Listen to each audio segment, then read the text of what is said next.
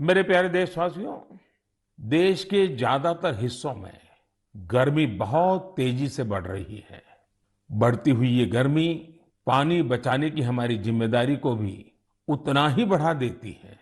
हो सकता है कि आप अभी जहां हो वहां पानी पर्याप्त मात्रा में उपलब्ध हो, लेकिन आपको उन करोड़ों लोगों को भी हमेशा याद रखना है जो जल संकट वाले क्षेत्रों में रहते हैं, जिनके लिए पानी की एक एक बूंद अमृत के समान होती है। साथियों, इस समय आजादी के 75वें साल में आजादी के अमृत महोत्सव में देश जिन संकल्पों को लेकर आगे बढ़ रहा है, उनमें जल संरक्षण भी एक है। अमृत महोत्सव के दौरान देश के हर जिले में 75 अमृत सरोवर बनाए जाएंगे। आप कल्पना कर सकते हैं कि कितना बड़ा अभियान है। वो दिन दूर नहीं जब आपके अपने शहर में 75 अमृत सरोवर होंगे। मैं आप सभी से और खासकर युवाओं से चाहूंगा कि वो इस अभियान के बारे में जानें और इसकी जिम्मेदारी भी उठाएं। अगर आपके क्षेत्र में स्वतंत्रता संग्राम से जुड़ा कोई इतिहास है, किसी सेनानी की स्मृति है, तो उसे भी अमृत सरोवर से जोड़ सकते हैं। वैसे मुझे यह जानकर बहुत अच्छा लगा कि अमृत सरोवर का संकल्प लेने के बाद कई स्थलों पर इस पर तेजी से काम शुरू हो चुका है। मुझे यूपी के रामपुर की ग्राम पंचायत पटवाई के बारे में जानकारी मिली है। वहां पर ग्राम सभा की भूमि पर एक तालाब था, लेकिन वो गंदगी और कूड़े के ढेर से भरा हुआ था।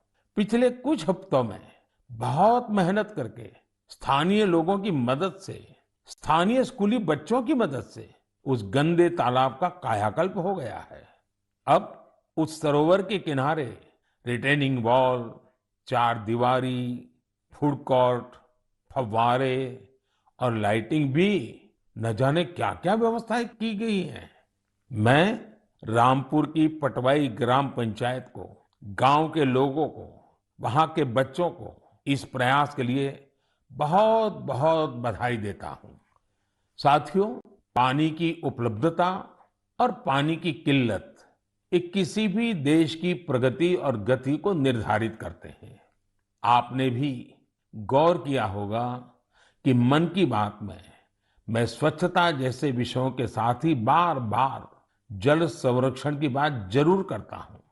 हमारे तो ग्रंथों में स्पष्ट रूप से कहा गया है, पानीयम परमम लोके जीवानाम जीवनम समृतम।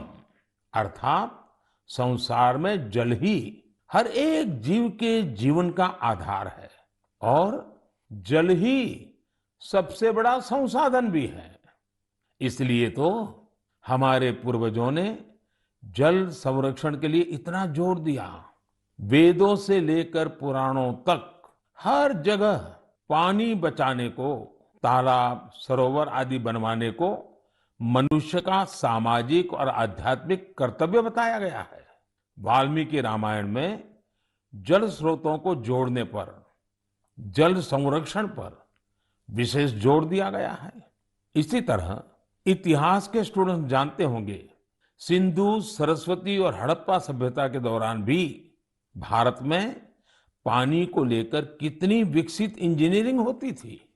प्राचीन काल में कई शहर में जल स्रोतों का आपस में इंटरकनेक्टेड सिस्टम होता था और ये वो समय था जब जनसंख्या उतनी नहीं थी, प्राकृतिक संसाधनों की किल्लत भी नहीं थी, एक प्रकार से विपुलता थी। फिर भी जल संरक्षण को लेकर तब जागरूकता बहुत ज्यादा थी। लेकिन आज स्थिति इसके उलट है। मेरा आप सभी से आग्रह है, आप अपने इलाके के ऐसे पुराने तालाबों, कुओं और सरोवरों के बारे में जानें। अमृत सरोवर अभियान की वजह से जल संरक्षण के साथ साथ आपके इलाके की पहचान भी बनेगी। इससे शहरों में, मोहल्लों में स्थानीय पर्यटन के स्थल भी विकसित होंगे। लोगों को घूमने फिरने की भी एक जगह मिलेगी। साथियों, जल से जुड़ा हर प्रयास हमारे कल से जुड़ा है। इसमें पूरे समाज की जिम्मेदारी होती है। इसके लिए सदियों से अलग अलग समाज, अलग अलग प्रयास लगातार करते आए हैं। जैसे कि कच्छ के रण की एक जनजाति मालधारी जल संरक्षण के लिए वृदास नाम का तरीका इस्तेमाल करती है। इसके तहत छोटे कुएं बनाए जाते हैं और उसके बचाव के लिए आसपास पेड़ पौधे लगाए जाते हैं। इसी तरह मध्य प्रदेश की भील जनजाति ने अपनी एक ऐतिहासिक परंपरा हलमा को जल संरक्षण के लिए इस्तेमाल किया। इस परंपरा के अंतर्गत इस जनजाति के लोग पानी से जुड़ी समस्याओं का उपाय ढूंढने के लिए एक जगह पर एकत्रित होते हैं। हलमा परंपरा से मिले सुझावों की वजह से इस क्षेत्र में पानी का संकट कम हुआ है और भूजल स्तर भी बढ़ रहा है। साथियों, ऐसे ही कर्तव्य का भाव अगर सबके मन में आ जाए तो जल संकट से जुड़ी बड़ी से बड़ी चुनौतियों का समाधान हो सकता है। आइए आजादी के अमृत महोत्सव में हम जल संरक्षण और जीवन संरक्षण का संकल्प लें। हम बूंद बूंद जल बचाएंगे और हर एक जीवन बचाएंगे।